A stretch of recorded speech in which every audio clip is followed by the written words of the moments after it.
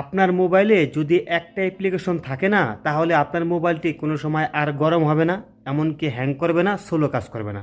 চলুন বন্ধুরা, এই সফটওয়্যারটার নাম কি, এমনকি কিভাবে কাজ করতে হয় সেটা আমি আপনাদেরকে দেখিয়ে দিই। বন্ধুরা, প্রথমে আপনারা আপনাদের মোবাইলে থাকা প্লে স্টোর চলে যাবেন। প্লে স্টোরে যাওয়ার পরে আপনারা চলে যাবেন সরাসরি সার্চ বক্সে। এখানে গিয়ে আপনারা ডিভাইস কেয়ার লিখে সার্চ করবেন।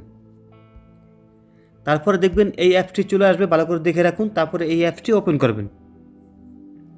ওপেন করার পরে অটোমেটিকভাবে চেকিং নেবে। চেকিং নেওয়ার পর এখান থেকে প্রথমে লেখা দেখবেন অপটিমাইজ নাও, এখানে ক্লিক করে দেবেন।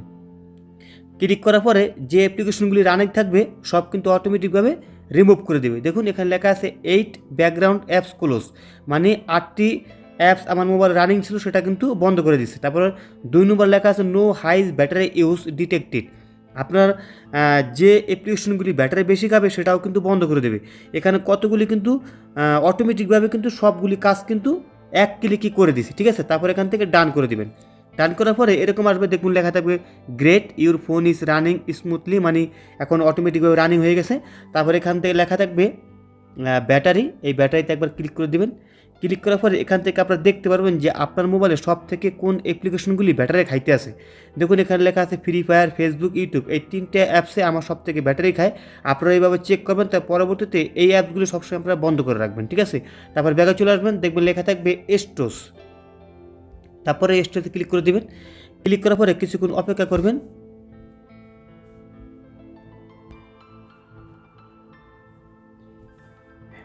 কিছুক্ষণ অপেক্ষা করবেন, তারপর দেখবেন লেখা থাকবে ডুপ্লিকেট ফাইল, ঠিক আছে। এখান থেকে আপনারা এই ডুপ্লিকেট ফাইলে ক্লিক করলে আপনার মোবাইলে একটি জিনিস যদি দুইবার থাকে সেক্ষেত্রে কিন্তু এখান থেকে খুব সহজে সেটা রিমুভ করে দিতে পারবেন, ঠিক আছে। তারপর দেখবেন লেখা থাকবে লাস্ট ফাইল, এখানে লেখা আছে লাস্ট ফাইল। এখানে যদি ক্লিক করেন সেক্ষেত্রে আপনার মোবাইলে সব থেকে বড় যে ফাইলগুলি কোনটা কোনটা মানে সব থেকে জায়গা বেশি গেছে সেটা কিন্তু এখান থেকে দেখে আপনারা খুব সহজেই রিমুভ করে দিতে পারবেন, ঠিক আছে। এতে করে কিন্তু আপনার মোবাইলের জায়গা অনেকটাই ফাঁকা হয়ে যাবে, আপনারা খুব সহজে কিন্তু মোবাইলটি রানিং করতে পারবেন। তারপরে দেখবেন লেখা থাকবে মেমোরি, এখান থেকে আপনারা মেমোরিতে ক্লিক করে দেবেন।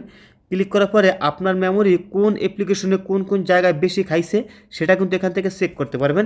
এখান থেকে দেখবেন লেখা থাকবে ক্লিন নাও, এই ক্লিন নাওতে ক্লিক করে দিবেন। ক্লিক করার পরে সাথে সাথে আপনার মোবাইলের যে অ্যাপ্লিকেশনগুলি মেমোরি খায় সেটা কিন্তু অটোমেটিকভাবে এখান থেকে ক্লিনিং করে দিবে, ঠিক আছে।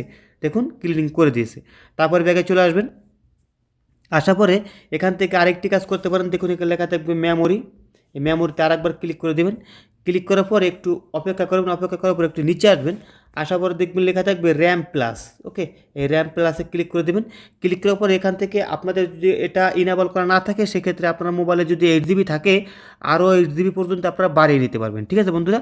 খুব সুন্দর একটি অ্যাপ্লিকেশন ডিভাইস স্ক্যান, এই অ্যাপটি অটোমেটিকভাবে মোবাইলে দেওয়াই থাকে, যদি না দেওয়া থাকে সেক্ষেত্রে আপনারা প্লে স্টোর থেকে ডাউনলোড করে নেবেন।